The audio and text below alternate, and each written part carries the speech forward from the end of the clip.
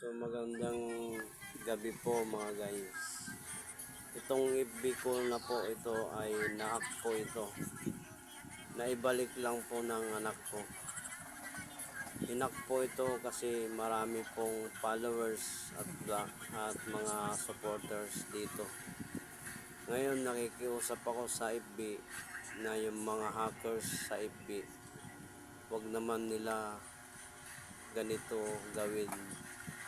Dahil mahirap po gumawa ng mga content dahil sa mga hack na yan. Hinahack po. Ngayon na ibalik lang po ng anak ko yung FB page ko. Hindi ko po alam kung may babalik po ito talaga kasi ito pansamantala lang to.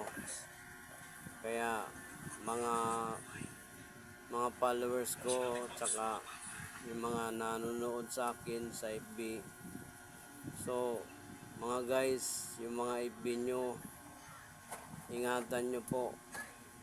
Kasi marami pong kumakalat ngayon ng mga hacker, nanghahack po ng mga page.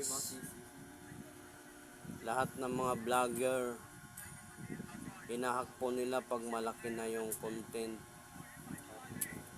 So, nananawagan po ako FB, yung mga hacker po, kung pwede po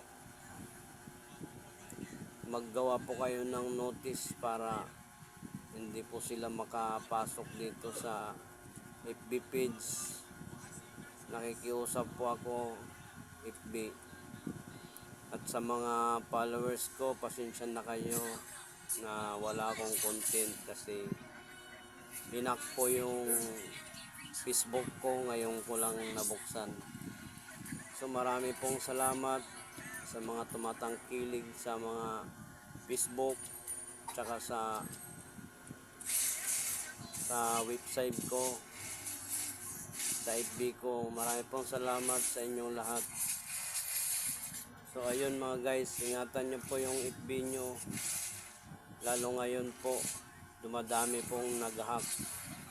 Marami na po akong nasaksihan ngayong araw lang po.